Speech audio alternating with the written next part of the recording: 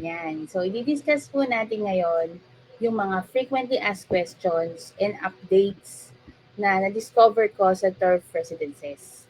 Ngayon, alamin natin yung mga frequently asked questions ng mga buyer na interesado po na bumili ng condominium dito sa turf residences. Kasi kakaiba rin kasi itong turf residences. Baka nai-imagine nyo na sobrang taas ng building. Hindi po, ano po siya, low rise. Up to 4th floor siya. Yan. Para mas makilala nyo po yung turf residences, ito po yung mga frequently asked questions na ko. Mula po nung in-upload ko po yung video ng location tour, pati po yung mga full highlights ng turf residences.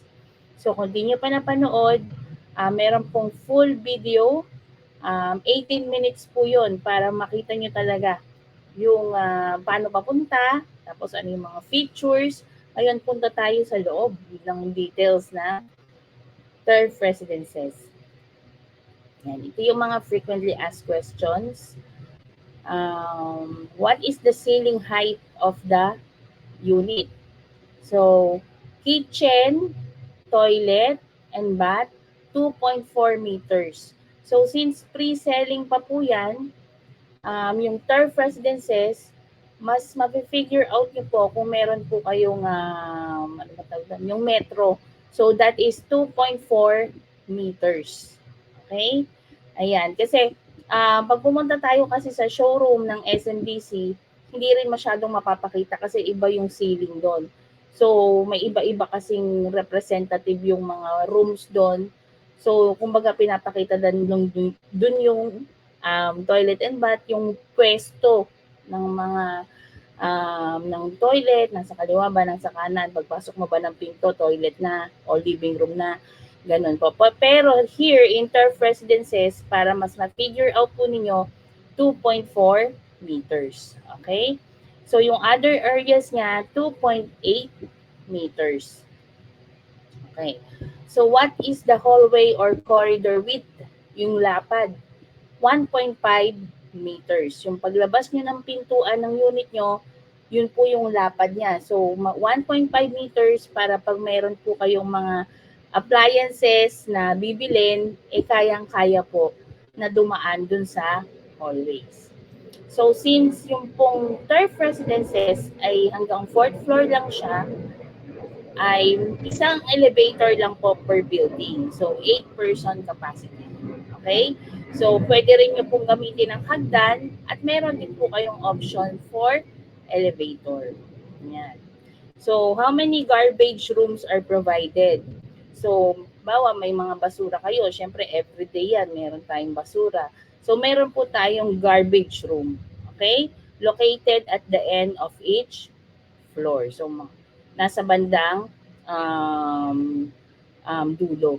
Okay? Pero syempre, malayo yun sa mga unit po natin.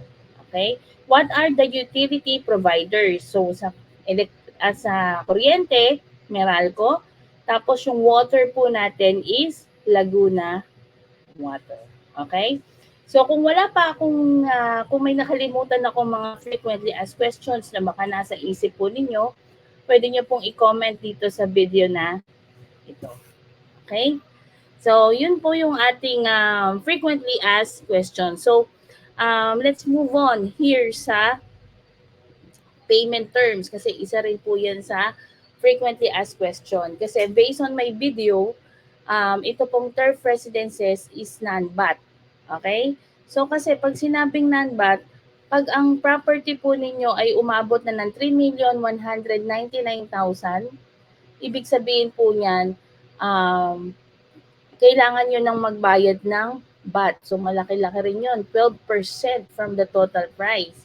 Yan, yung ibang mga bumibili ng kondo talagang nagbabayad ng VAT kasi lumalakpas sa 3 million yung kanilang price ng condominium na binili. So, ito po, since newly launched price ang turf residences, yung studio tsaka one bedroom, mga non-VAT po yan.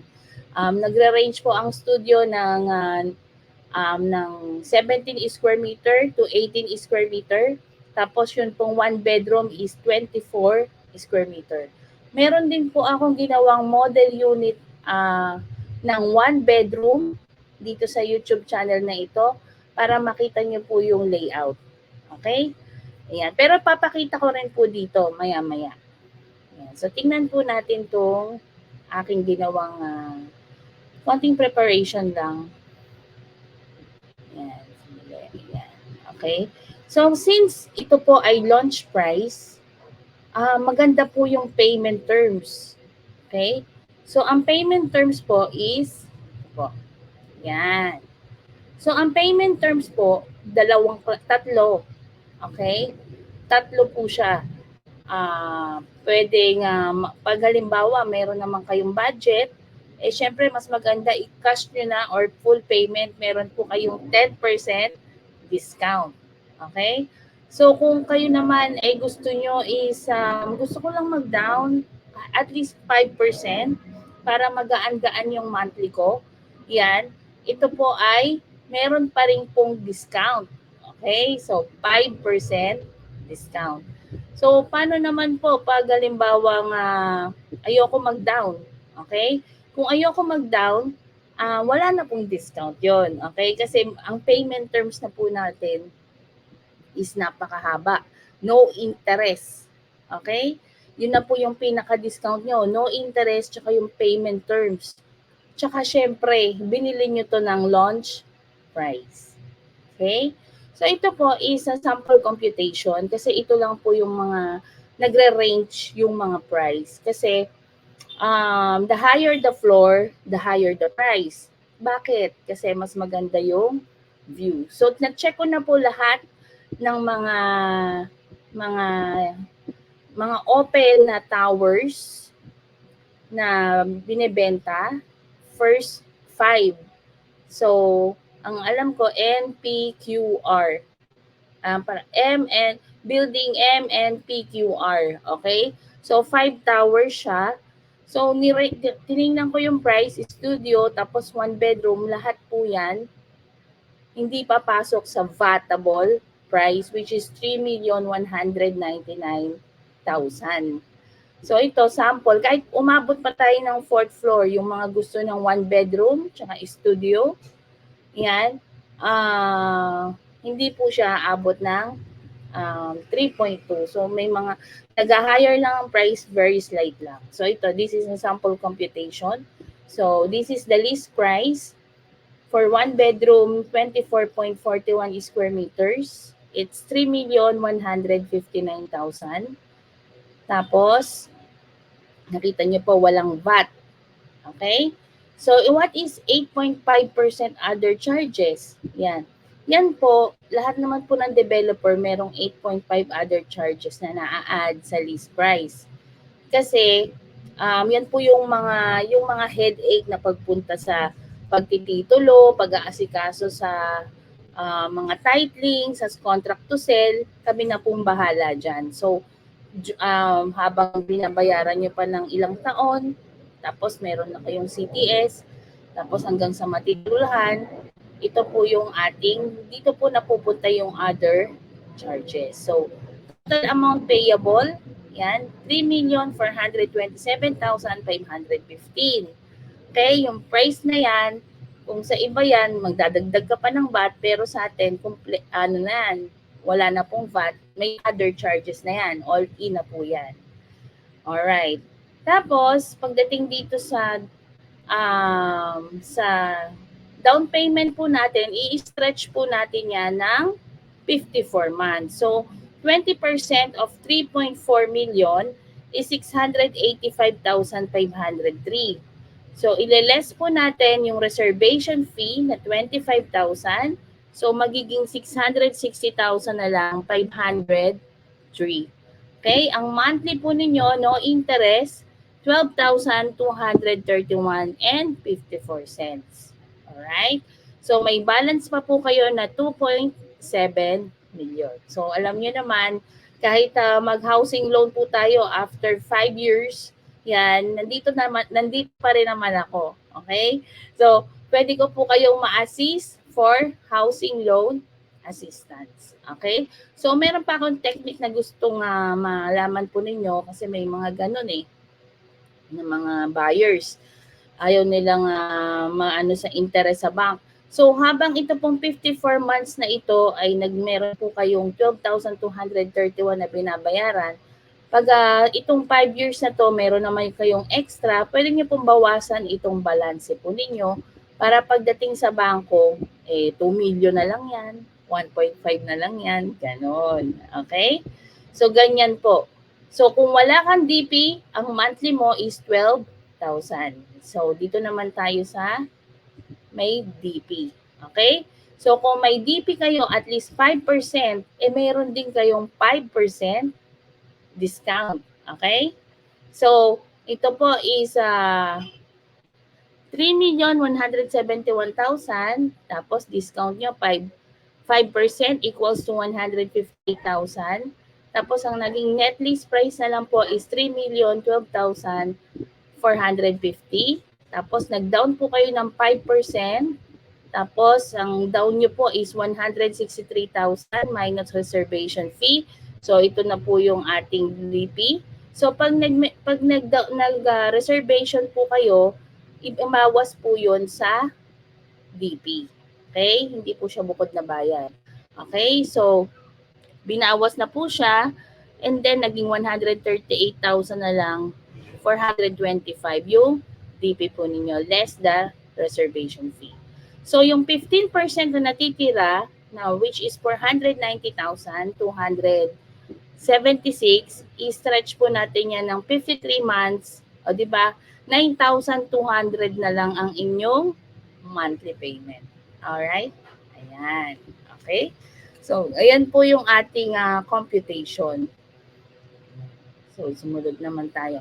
So, ito po yung typical unit plan ng 1 bedroom. Ayan, yung bedroom niya, pwede nyo pong i-screenshot para mayroon po, ma-figure out po ninyo yung sukat. Ayan, yan po. So, yun po yung nasa model unit ko na video, yung actual. Kasi yung model unit ko na ginawang in-upload ko is sakto 24.41. Pareho po nitong turf residences. Ayan. Okay, bedroom 7.40 meters, living dining 8.82 square meters, di ba detalyado, no? So kasi mga professional engineers yung mga nag-record po niyan at pinasa sa amin. So toilet and bath 3.58 meters, kitchen 4.61 meters, total 24.41 square meters. Okay? So ito po yung figure out po ninyo for your bedroom, for your living and dining. Yan. Okay, 'di ba? Ayos na 'yan, 'di ba? Yan. So may napundar na kayong 1 bedroom condo for only 9,000 naman. Okay?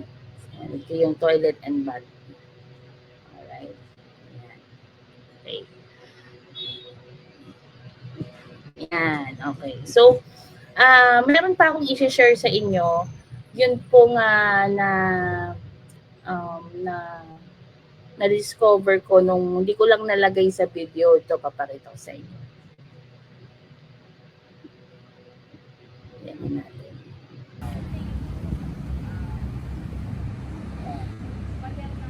Ayan po, nung natapos na po yung ginagawa kong location per video, pauwi na rin ako.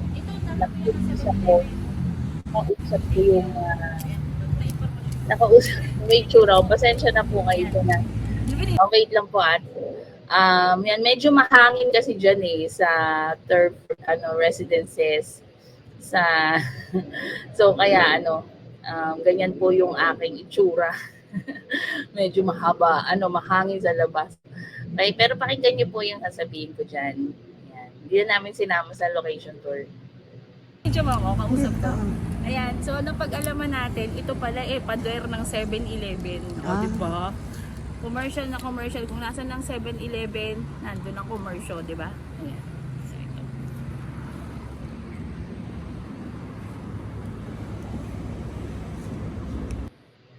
Ayan, okay. So, ito po pala, ito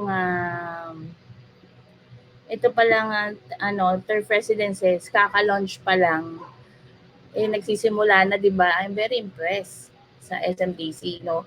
Kasi kaka-launch pa lang itong November last month. Ngayon, December 9, pumunta ako doon parang last week of November. Yan. May 7-Eleven na sila. Makita niyo yung bakod na yun. 7-Eleven yun. So, ibig sabihin, maganda talaga yung location. Kasi alam niyo naman, pag ang 7-Eleven, kung nasa na ng 7-Eleven, nandun yung commercial. Okay? Tapos, nandun pa tayo sa Brantville community, malapit lang, across lang. Tapos, nagkamali nga ako, sabi ko right, yung pala left. Ayan, so sabi ko, dun sa right side, yan, meron doon paglabas na doon, kahit Calax na yon, Mount Plaza exit. Tapos sa kabila naman, pwedeng kung gusto niyo mag-jogging, is yun na yung SM City Santa Rosa. Ayan. So play ulit natin, no? Ayan. Ayan.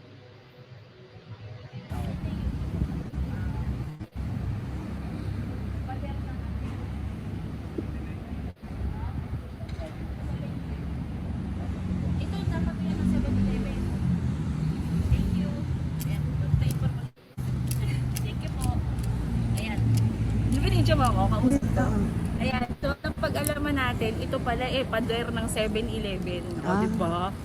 Commercial na commercial. Kung nasa ng 7-Eleven, nandun ang commercial, diba? Ayan. So, ito.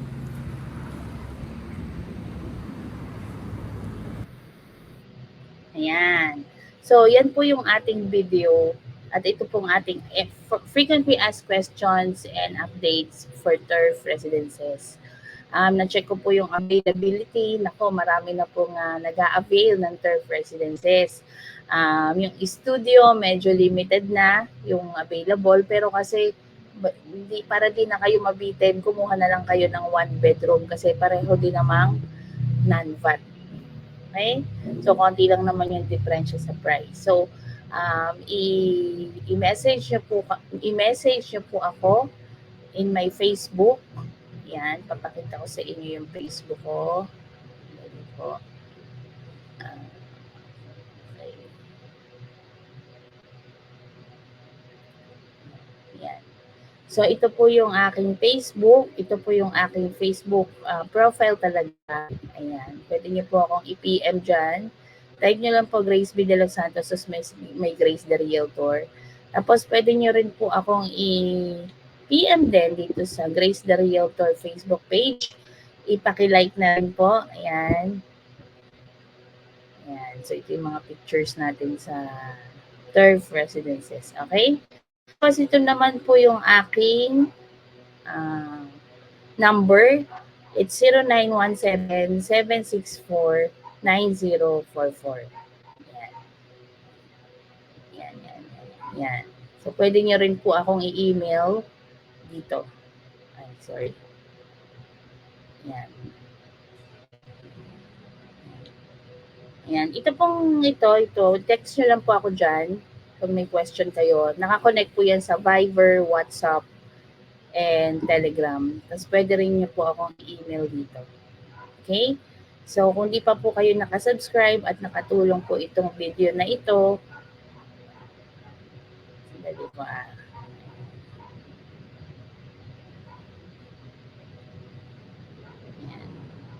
Yan. Kung hindi pa po kayo nakasubscribe sa aking channel, yan, please do so. Malaking bagay na po sa akin yan. Para pwede nyo rin pong i-share sa mga friends nyo na interesado na mag-invest ng condo habang mura pa sa Binian, Laguna, sa turf residences. So ito pong nasa likod kong background, nandito na po tayo sa loob ng turf residences. Pag nagawa na, ito po yung swimming pool. So, yan po yung ating swimming pool sa turf residences. Ayan. So, I hope you enjoy and you learn something sa video na ito. Pag gusto niyo pa po ng assistance, tapos sa pagre-reserve po ninyo, tapos bibigyan ko po kayo ng magandang pwesto depende sa available. Magsasuggest din po ako kung ano po yung magandang pwesto na makukuha po ninyo sa turf residences. Okay? So, Depende kasi yan sa customer, no? Kung gusto niya malapit sa sa elevator, malapit sa magandang view, sa end unit, ayan. So, ma-assist ko po kayo doon. Okay? Para magawan po natin ang transaction para finally naka-invest na kayo ng condominium nyo. Siyempre, iba pa rin pag meron kang property na napundar, no? Nakikita mo talaga yung pinaghirapan mo at talagang namang nagagamit. Okay? Hindi lang siya property na malayo sa kabihasnan, sabihin na natin Laguna yan. No. Ito po ay nasa Brentville community. Malapit din po siya sa Brent International School. At dyan po malapit nakatira si pambansang kamaoma ni Pacquiao. Okay? Ibig sabihin po niyan, maganda po yung lugar, no? May future siya. Okay? Kaya yan ang utak ng isang magaling na investor, no? So nakikita po natin yung future dyan at hindi naman po tayo magtatayo dyan kung hindi maganda ang location na yan. Okay? So salamat po sa panonood. Pag may question po kayo, you can comment on this video. Kung nagustuhan nyo po, syempre i-like nyo na rin po itong video na ito and share it with your friends habang launch price pa lang. So, kaya ako video ng video this December kasi baka last year mag-increase na yung price ng turf residences. So, I hope nakatulong po ako. Thank you for watching at salamat din po sa mga manonood din ng replay. So, thank you for joining me here po sa live. Okay? So, salamat po ng marami. I'm Grace de los Santos. Let's find your happy place. Salamat po.